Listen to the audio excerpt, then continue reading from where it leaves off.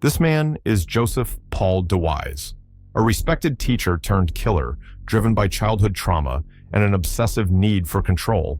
His unraveling culminated in a brutal murder in Bozeman, Montana on January 6, 2018. This narrative explores his psychological descent, motives, and disorders, warning of the devastating power of unhealed wounds and paranoia.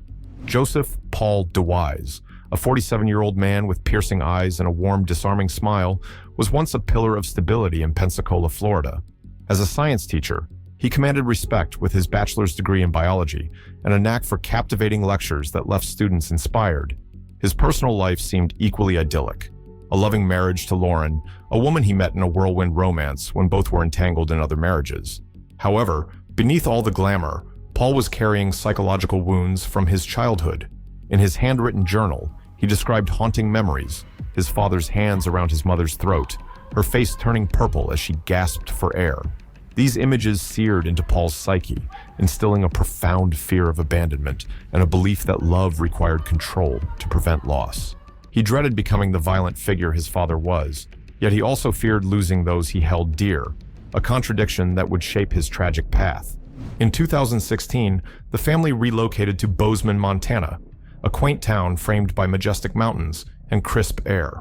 Paul made a pivotal choice to leave teaching and become a stay-at-home father, supporting Lauren's thriving career as a bank manager. This shift was not without cost.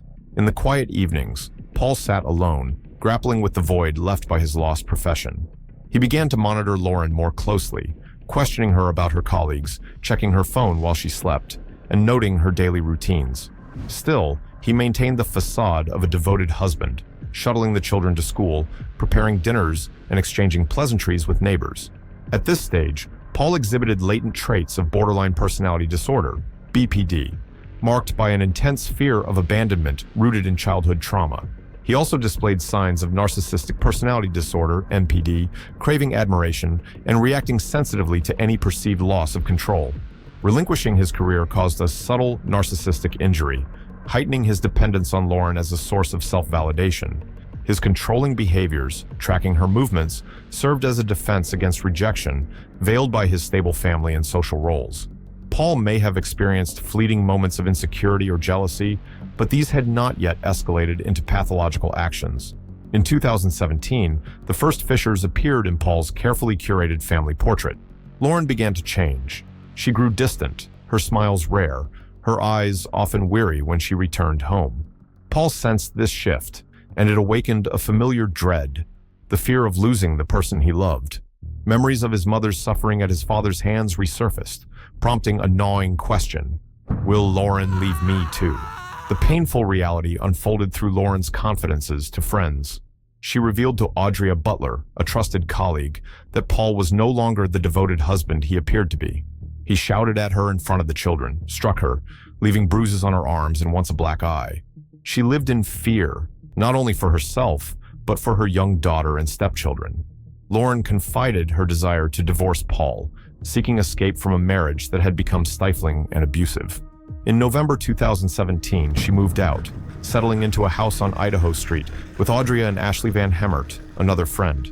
For Paul, this was a devastating blow, as if his entire world had shattered. In the now empty house, Paul sat alone, a beer bottle in hand, pouring his anguish into his journal. "I'm a pathetic piece of trash. My life is in ruins."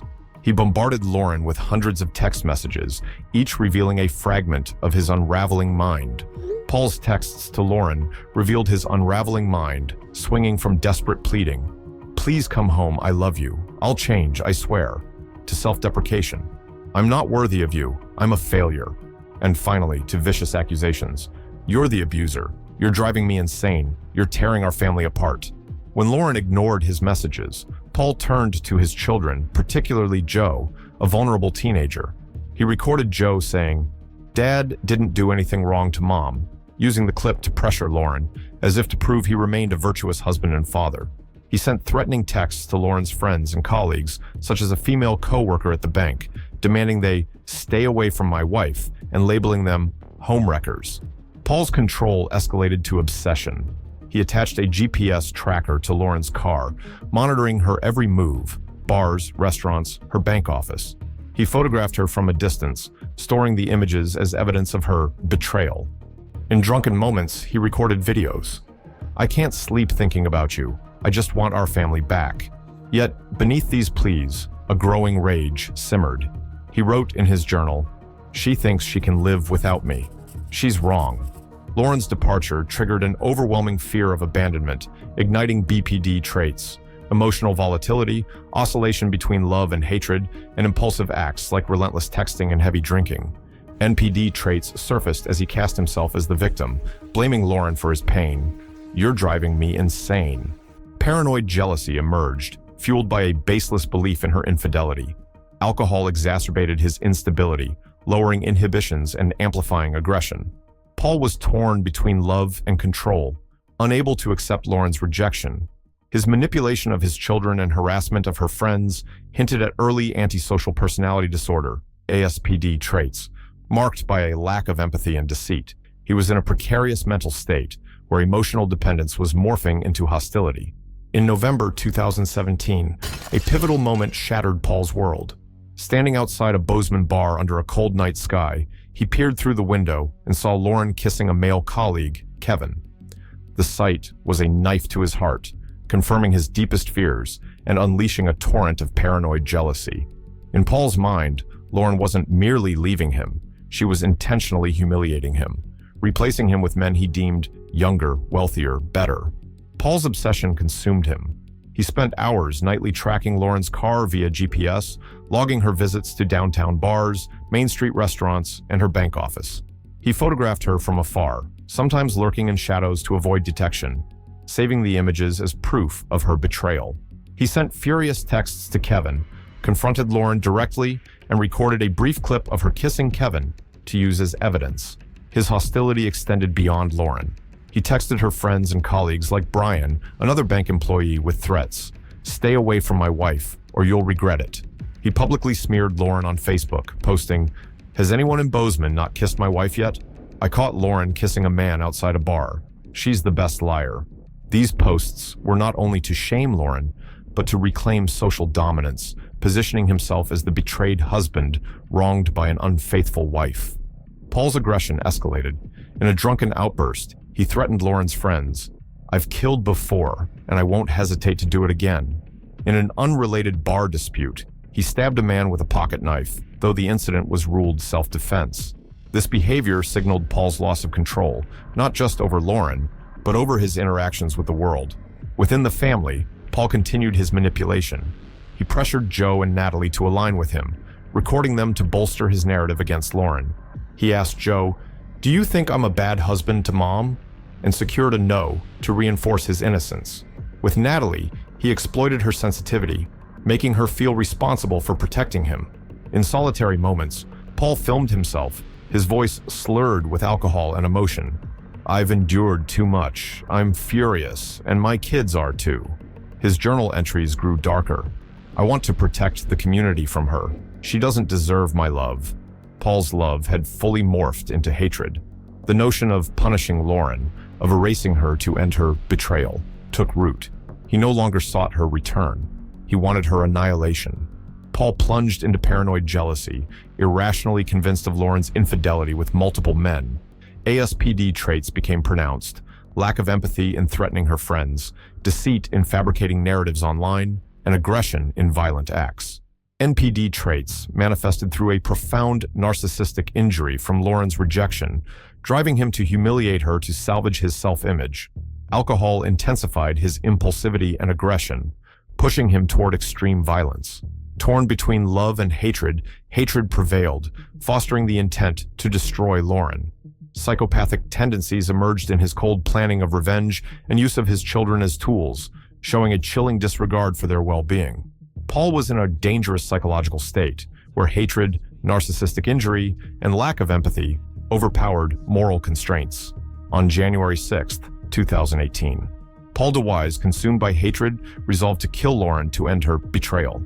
Wearing a ski mask and gloves, armed with a Ruger .22, he forced his 15-year-old son, Joe, to join him. They drove to Lauren's house on Idaho Street. Paul kicked in the back door, searched the house, and climbed the stairs. In the first bedroom, Ashley Van Hemert awoke, asking, "Who are you?" Paul shot her multiple times. She survived, but was gravely injured. In Lauren's room, he fired repeatedly as she gasped, killing her instantly. Paul fled with Joe, stopping at Town Pump to buy a beer, then ordered Joe to discard the gun in Bozeman Pond. At home, he told Natalie, "I did something terrible, don't tell anyone," and coached his children to lie. Earlier, he texted Lauren, "Come home, I love you," perhaps to mask his intent. After the crime, Paul was arrested and held at Gallatin County Detention Center, denying all charges and claiming a conspiracy. He dismissed evidence, boot prints, shell casings, Joe's testimony, and Natalie's fear, insisting he was a betrayed husband, not a murderer. In jail, he attacked an inmate and a guard, raising his bail to $1.15 million. From jail, Paul manipulated Natalie, urging her to make Joe confess to free him, leading to a tampering charge. At his December 2019 trial, he denied abusing Lauren, called the case an injustice, and blamed Joe and Natalie's mother for their testimony. The evidence, boot prints, the gun, his children's accounts, proved otherwise. At sentencing, Ashley Van Hemert forgave Paul, offering a Bible and poem. He showed no remorse, focused on his self-image. On February 4th, 2020, Paul received 220 years without parole, 100 years for homicide, 100 for attempted homicide, and 20 for firearm use. At Saguaro Correctional Center, he persists in denial, claiming innocence without remorse. Paul exhibited NPD through denial and self-victimization, rejecting criticism. ASPD traits emerged in his manipulative, violent behavior and lack of remorse for Ashley's suffering. Psychopathic tendencies were evident in using his children as tools, disregarding their trauma. Despite possible internal conflict from his childhood, Paul's self-justification prevailed, showing no accountability. His unchanged mindset in prison signals ongoing danger. Joseph Paul DeWise's transformation from family man to killer stemmed from childhood trauma and a need for control. When Lauren left, his fear of abandonment and jealousy, amplified by alcohol, led to her murder on January 6, 2018. Stalking, manipulation, and violence suggest BPD, NPD, and ASPD. Driven to punish Lauren's betrayal, Paul's denial and lack of remorse post-crime reveal ongoing danger. His story highlights the peril of untreated trauma and obsession, leaving open whether he'll ever face his scars or stay in denial.